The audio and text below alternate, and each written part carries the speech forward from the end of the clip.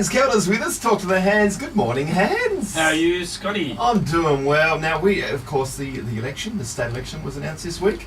March the 15th, we're going to the polls. That's right. So I thought I might talk about how couples could navigate political differences, you know. So you rarely get couples come to marriage counselling saying, look, we've got this big problem, you know, my husband's on the left and I'm on the right. Yeah. Do you find that often? No, that doesn't happen. Okay.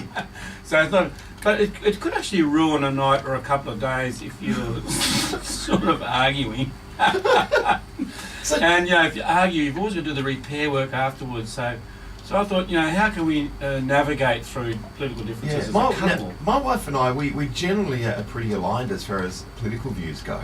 Yes. But I can imagine that if you had really, you know, like just say somebody went for the Greens and somebody else went for the Liberals, I mean, you're talking opposite ends. Yes. Like, you could understand there might be a little bit of tension at times. Well, normally I would say that couples are normally aligned politically, so you would be attracted to someone who's pretty well politically aligned with you or thinks the same way. And so you would rarely get, say, someone who's an extreme Green, being in any way attracted to someone who's an extreme Liberal or Labor. Yeah. So that probably won't work. But what happens sometimes is that couples have a slight difference, and it's the thin edge of the wedge, you see. Yeah. And so what it is that it might only just be slight. And often the arguments are around one part that might like the personality of the person, the political party, more than the other person. So sometimes what I've found actually with some of my political discussions is that women tend to align with the women politicians and really want to see them give a go. Yep. And then the guys, if he's a businessman or he's running, or he might be able to work, he wants to see progress, and so one might have a policy sort of emphasis, but the other might have a personality emphasis.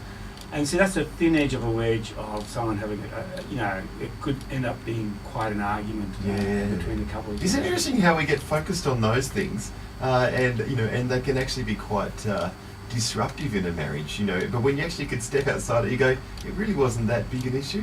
You know what I mean? Like well, that's what happens, you see.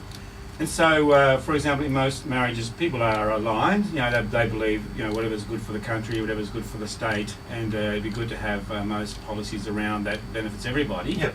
And so a couple says, I agree with you on that one, but I believe that this person can do it better than the other person, or these policies can do it better than the other policies. And if they can sort of discuss that and just sort of agree to disagree, which some couples can do, then it's okay. But some couples actually feel strongly about things. Can I suggest that sometimes when we feel strongly about things, it's deeper than the actual issue itself? If you feel it, or if, say for example, if you're running a small business and there are some policies out there that are not good for your small business and you're having a bad day, you might have a throwaway line. You know, if only this party, that party did that, then I'd be able to get on with this thing. And then, you know, and if your partner has a different view, then that could create sort of a lively discussion at some point, which could end up being an argument. So you think the answer is to agree to disagree? Is that the issue? I mean, is that how you deal with it, or what do you do? You can't always do it, actually.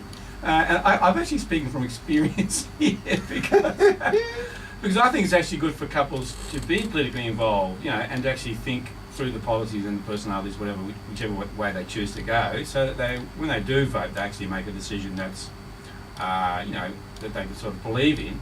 So I think it's good for couples to have some sort of discussion about political issues, so they can sort of, you know, I mean, where else can you go to have sort of, you know, sort of a bit of a banter or discussion on the spot about that? So I think it's good for couples to be involved to a certain degree politically.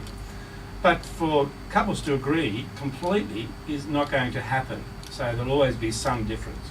So what I'm saying is that if you keep it focus on the issues and don't attack each other or say to the other person, well, what would you know about politics? Once you go down that line, of course, or you know, you're going to run into trouble.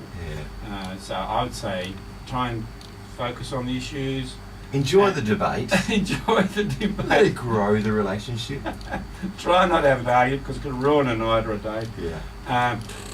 That's a good idea. Just enjoy the debate and listen to how the other person feels about various policies or people, and you can actually have a good discussion. And at the end of the day, most people at some point will say, "Look, we just got to agree to disagree on this." Yeah, and then walk away from the debate, realising that you were completely correct and they had no idea what they're talking about. Yeah.